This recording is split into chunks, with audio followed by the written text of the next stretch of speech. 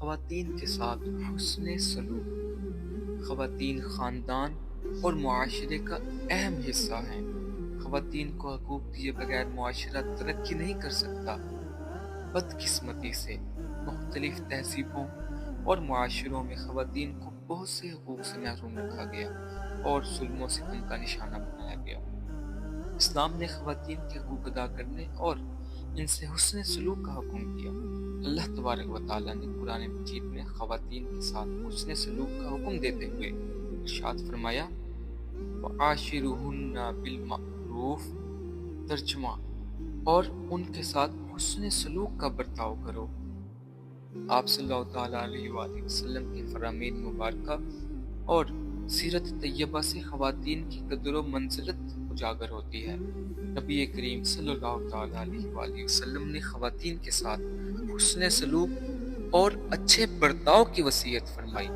سیدہ عائشہ صدیقہ رضی اللہ تعالیٰ عنہا فرماتی ہیں کہ رسول کریم صلی اللہ تعالیٰ علیہ وآلہ وسلم نے فرمایا تم میں سے بہترین لوگ وہ ہیں جو اپنے گھر والوں کے ساتھ اچھا برتاؤ کرتے ہیں، اور میں تم میں سے اپنے گھر والوں کے ساتھ بہترین برتاؤ کرنے والا ہوں۔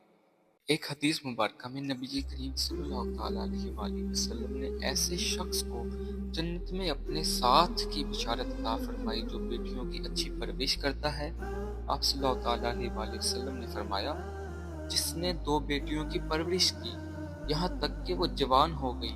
آپ صلی اللہ تعالیٰ علیہ وآلہ وسلم نے اپنی انگلیوں کو ملاتے ہوئے فرمایا کہ میں اور وہ قیامت کے دن اس طرح قریب ہوں گے۔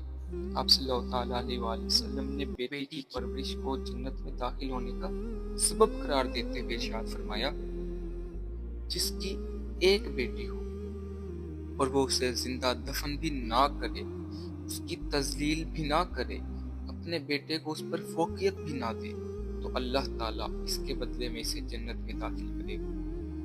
نبی کریم صلی اللہ تعالیٰ علیہ وآلہ وسلم نے اپنے مبارک عمل سے خواتین کو وہ عزت دی کہ قیامت تک کے لیے ان کا مقام اور مرتبہ سب پر واضح ہو گیا۔ حضرت عائشہ صدیقہ رضی اللہ تعالیٰ عنہ فرماتی ہیں کہ جب حضرت فاطمہ زہرا رضی اللہ تعالیٰ عنہ نبی کریم صلی اللہ تعالیٰ علیہ وآلہ وسلم کی خدمت میں حاضر ہوتی تو آپ صلی اللہ تعالیٰ علیہ وآلہ وسلم انہیں خوش آمدید کہتے ہوئے کھڑے ہو جاتے، ان کا ہاتھ پکڑتے، ان کی پیشانی کو بوسہ دیتے اور انہیں اپنی جگہ پر بٹھاتے۔ نبی کریم صلی اللہ تعالیٰ علیہ وآلہ وسلم نے ماں کو حسن سلوک کا سب سے زیادہ حقدار قرار دیا۔ ایک موقع پر آپ صلی اللہ تعالیٰ علیہ وآلہ وسلم نے ارشاد فرمایا ماں کی خدمت کو لازم پکڑو کیونکہ جنت اس کے قدموں میں ہے۔ آپ صلی اللہ تعالیٰ علیہ وآلہ وسلم کی رضائی والدہ حضرت حلیمہ سعدیہ رضی اللہ تعالیٰ عنہ آپ صلی اللہ علیہ وآلہ وسلم کے پاس آئیں تو آپ صلی اللہ علیہ وآلہ وسلم نے ان کے احترام میں اپنی چادر بچھائی اور بہت دیر تک ان کے ساتھ گفتگو فرماتے رہے۔ اللہ تعالیٰ نے مردوں اور عورتوں کو ان کی ذمہ داریوں کے مطابق صفات عطا فرمائی ہیں۔ مرد اور عورت کے دائرۂ عمل میں فرق ہے۔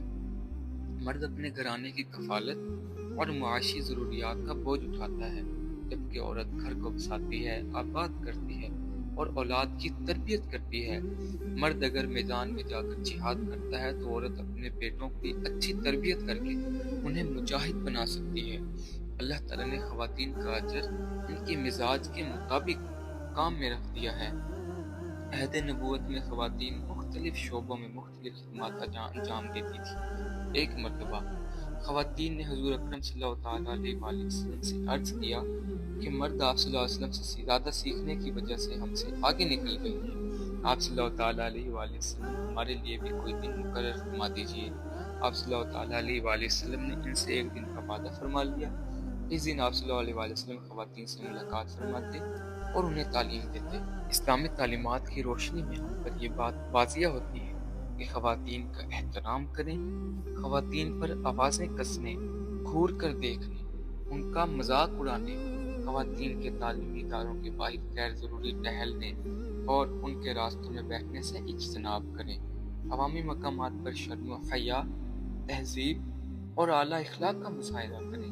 ملازمت پیشہ خواتین کا زیادہ احترام اس لیے بھی کرنا چاہیے کیونکہ وہ اپنی ذمہ داریوں سے بڑھ کر کام کر رہی ہوتی ہیں۔ خواتین کے احترام کے بغیر کوئی معاشرہ ترقی کی منازل طے نہیں کر سکتا۔